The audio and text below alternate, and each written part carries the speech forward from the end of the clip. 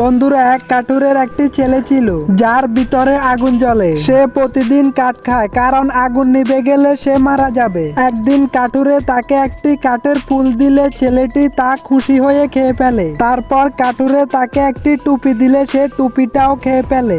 এমনকি কিছুদিন পর সে ঘরের কাঠের দেওয়ালগুলি খেতে শুরু করে। এভাবে যতদিন যায় তত ছেলেটি ঘরের সমস্ত কিছু খেয়ে ফেলে, যার ফলে কিছুদিন পর তাদের পুরো ঘরটা বিলীন হয়ে যায়। যা দেখে কাঠুরের মন খারাপ হয়, কিন্তু সে তার ছেলেকে কিছুই বলতে পারে না। একদিন পাহাড়ের চূড়ায় ছেলেটি দাঁড়িয়ে থাকলে হঠাৎ আকাশ থেকে বৃষ্টি এসে পড়লে ছেলেটির ভিতরের আগুন নিভে যায়। তখন তার বাবা ফু দিয়ে আগুন জ্বালাতে চেষ্টা করলেও কোনো লাভ হয় না, যা দেখে তার বাবা কান্না শুরু করে। কিন্তু হঠাৎ প্রচন্ড হাওয়ায় ছেলেটির ভিতরের আগুনের চুলা জ্বলে উঠলে ছেলেটি বেঁচে উঠলে তার বাবা তাকে জড়িয়ে ধরে। তো বন্ধুরা, ভিডিওটি ভালো লাগলে একটি ভালোবাসা দিবেন, আর আপনি কোথা থেকে দেখছেন অবশ্যই কমেন্টে জানাবেন।